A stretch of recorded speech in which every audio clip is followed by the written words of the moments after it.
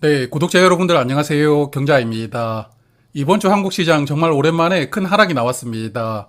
월요일에 삼성전자가 10% 하락했고 코스피 지수도 8%가 하루 만에 하락하는 상황이 나왔는데 지난번에 코로나 때 이후에 약 4년 만에 보는 아주 큰 급락장이었습니다. 저번 주 일기에서 멘탈을 잘 관리하자고 말씀을 드렸는데 월요일에 바로 이런 큰 급락이 나올지는 저도 몰랐거든요. 이런 급락을 보고 저도 화가 나고 속도 상했지만 그래도 최대한 매수할 종목들은 매수를 하면서 대응을 해보았는데요. 구독자분들은 이번 주에 어떠셨는지 궁금합니다. 최근에 주식시장을 얼어붙게 만들어준 두 가지 요인이 있습니다. 첫 번째는 미국이 경기 침체가 시작될 수 있다는 우려가 있고, 그리고 일본이 금리를 인상하면서 일본에서 대출을 받고 다른 나라에 투자를 하던 자금이 다시 일본으로 돌아간다는 엔캐리 우려가 있었는데요. 이 두 가지 우려로 시장이 급락을 했던 것 같습니다. 그래도 이 두 가지 요인이 이번 주에 어느 정도 진정되는 흐름이 나왔는데요. 먼저 일본은행에서 시장이 불안정하면 금리를 추가 인상하지 않겠다고 발언을 해주었거든요. 그래서 이런 발언 이후에 시장을 공포로 밀어넣고 있던 엔캐리 이슈는 일단 멈춤 상태라고 생각이 됩니다. 그리고 이런 우려 때문에 엔화가 한 달 만에 거의 100원 가까이 상승을 했는데요. 그래도 이번 주에 조금 하락하면서 진정되는 흐름이 나왔는데 여하튼 일본도 물가가 조금씩 상승을 하고 있기 때문에 저금리를 계속 유지하는 게 내부적으로는 쉽지는 않을 것 같습니다. 그렇다고 또 금리를 올리면 일본 주식시장도 다시 급락이 나올 수 있거든요. 일본 정부도 고민이 많을 것 같습니다.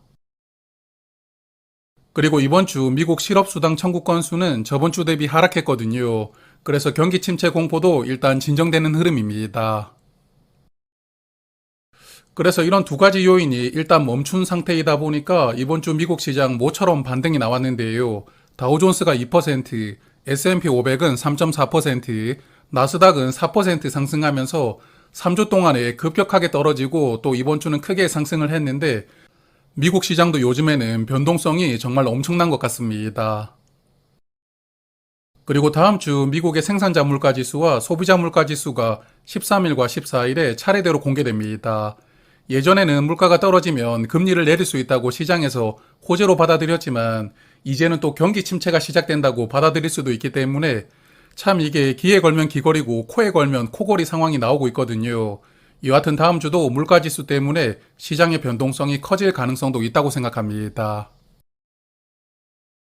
그리고 미국 투자를 잠깐 말씀을 드리고 가면 다른 계좌에서 투자하던 에이스 미국 빅테크 7 월요일에 주가가 크게 빠졌거든요. 같은 계좌에서 보유하던 타이거 리츠 그냥 전량 매도를 했고 에이스 미국 빅테크 7에 마지막으로 물을 탔습니다. 그래서 본의 아니게 이 계좌에서 1550주까지 주식수가 늘어났는데 생각보다 주식수가 너무 많이 늘어났거든요. 평단가 이상으로 주가가 올라온다면 그때는 일부 수량을 정리해 볼 생각입니다. 그리고 해외 계좌에서 투자를 하고 있는 JPQ는 이번 주에 주가가 크게 빠지면서 평단가 이하로 주가가 내려갔거든요.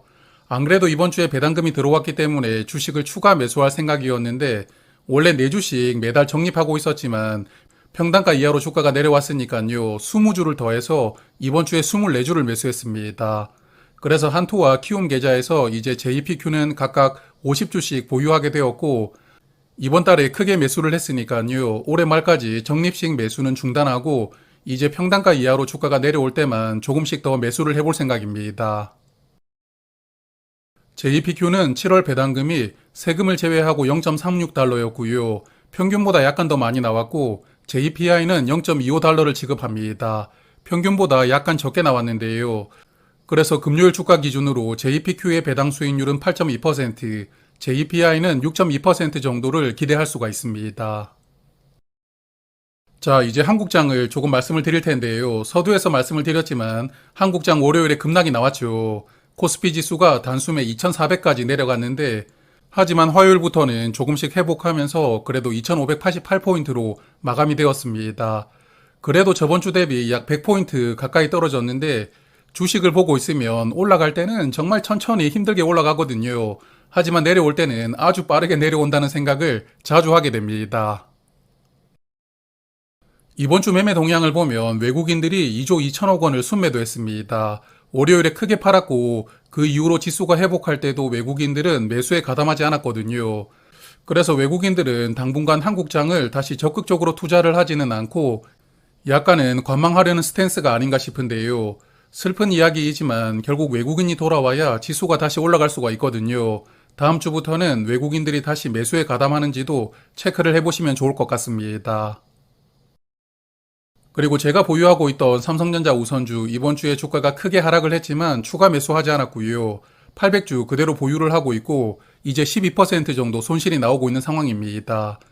그래서 삼성전자 우선주는 일단 이대로 방치를 해둘 생각이고 나중에 변화가 생긴다면 그때 다시 말씀을 드리도록 하고요.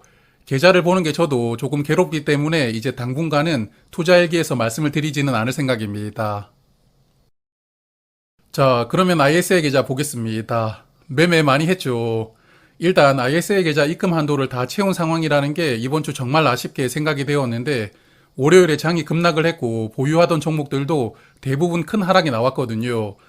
그래서 추가 매수를 해야 되는데 자금은 없으니까 SK텔레콤을 전량 매도를 했고 기존에 보유하던 종목들을 추가 매수했습니다. 먼저 JR 글로벌 리츠는 월요일과 금요일에 각각 200주씩 이번 주에 400주를 매수를 했는데 이 종목은 나중에 따로 말씀을 드리도록 하고요.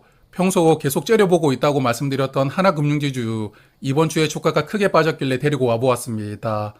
1차 매수로 100주를 우선적으로 매수를 해보았고 월배당 종목들도 주가가 떨어질 때마다 추가 매수를 했다 보니까 코덱스 미국 배당은 30주씩 2번 그리고 에이스 미국 빅테크 7은 평단가 이하로 주가가 빠졌거든요. 300주를 추가 매수하면서 물을 탔습니다.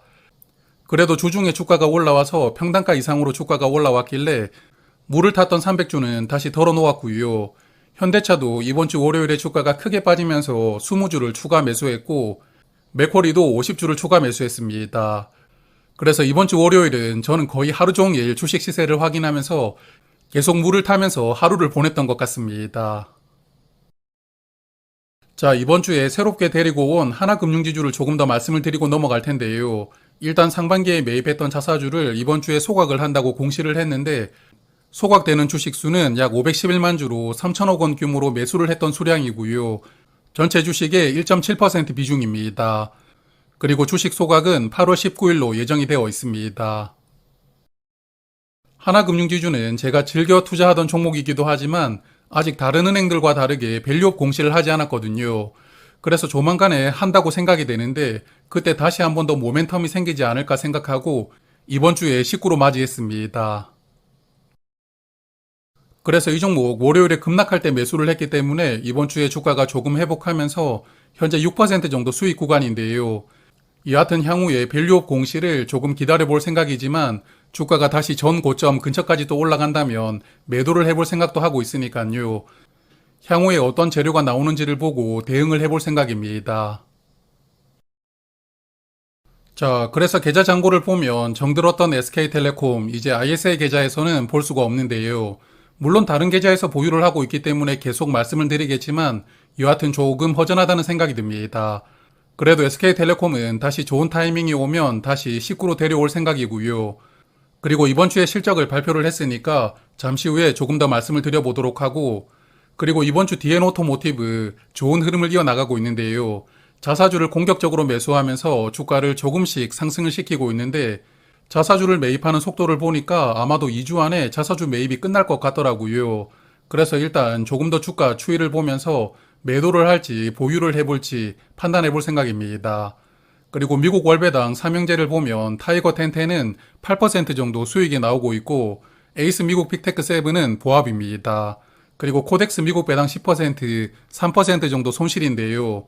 평단가 이하로 빠지는 월배당 종목들은 틈틈이 추가 매수를 했다가 다시 평단가 이상으로 주가가 올라오면 덜어내고요. 최대한 900주 정도만 유지하는 전략으로 투자를 해볼 생각입니다. 그리고 현대차 UOB와 하나금융지주도 5% 이상 수익이 나오고 있고 K카가 이번 주에 주가가 회복이 되면서 평단가 근처까지 올라왔는데 조금 더 힘을 내주길 바라보고요. 그리고 맥쿼리 인프라도 이번 주에 물을 타면서 평단가를 조금 더 낮추었고 그리고 현재 ISA 계좌에서 가장 큰 골칫거리가 JR 글로벌 리츠입니다. 이번 주에 주가가 또 빠지면서 물을 타고 있지만 마이너스도 함께 커지고 있습니다. JR 글로벌 리츠 조금 말씀을 드릴 텐데요. 금요일에 찌라시가 나왔습니다. 벨기에 자산 대출 연장을 위해서 고금리로 사채를 발행하고 또한 5.6% 금리로 대출을 연장하겠다는 뉴스가 나왔는데요. 처음에 저는 이 뉴스를 보고 아니 이 시기에 왜 이렇게 불리한 조건으로 돈을 조달하는지 이해하기가 어려웠는데 몇 시간 뒤에 운용사에서 기사 내용은 사실무근이라고 해명을 해주었거든요. 그래서 일단은 주가를 흔들기 위해서 뉴스가 나왔던 찌라시라고 생각을 했지만 이 찌라시 덕분에 금요일의 주가는 또 크게 빠졌습니다. 여하튼 이 종목은 주가가 빠질 때마다 기계적으로 200주씩 추가 매수를 하고 있고 금요일에 나왔던 찌라시를 운용사가 해명을 해주었기 때문에 금요일 종가였던 3,680원에 200주를 또 추가 매수했습니다. 그래서 이번 주에는 3,700원대에서 200주 그리고 3,600원대에서 200주를 매수해 보았는데요. 주가가 3,500원대로 빠진다면 다시 200주를 추가 매수해 볼 생각입니다. 여하튼 매수는 계속하고 있지만 주가 하락이 언제까지 이어질지 참 답답합니다. 그리고 마지막으로 SK텔레콤 2분기 실적을 말씀을 드릴 텐데요. 2분기 매출액이 4조 4천억 원으로 전년보다 3% 증가했고 영업이익은 5,375억 원이었거든요. 그래서 전년 대비 16%가 개선이 되었고 당기순이익은 전년과 비슷하게 나왔습니다. 증권사들이 예상을 했던 컨센과 비교를 해보면 매출액은 컨센과 동일했고요. 영업이익은 4% 상회했고 순이익은 마이너스 4% 하회했거든요. 그래서 이번에 SK텔레콤의 2분기 실적은 전체적으로 컨센에 부합하는 실적이었다고 생각합니다. 그리고 SK텔레콤 올해 상반기 실적을 보면 매출액은 8조 9천억 원으로 전년 상반기 대비 3% 개선시키고 있고요. 영업이익과 순이익은 약 10%를 개선하고 있는데 올해도 좋은 실적을 이어가고 있으니까요. 하반기에도 순항을 해주길 바라봅니다. 이번 주 ISA 계좌에서 SK텔레콤은 전량 매도를 했지만 다른 계좌에서 약 1100주 정도 보유하고 있는데요. 여전히 고배당주 중에서는 제가 가장 큰 비중으로 투자를 하고 있고 작년에 매수를 했었거든요. 그래서 현재 14% 정도 수익 구간입니다.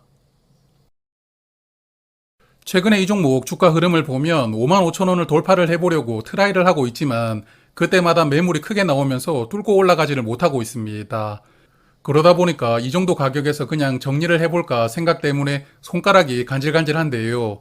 여하튼 ISA 계좌 이번 주에 전부 매도를 했으니까 다른 계좌에서 보유하는 수량은 조금 더 주가 추이를 보면서 느긋하게 바라봐야 될 것 같습니다.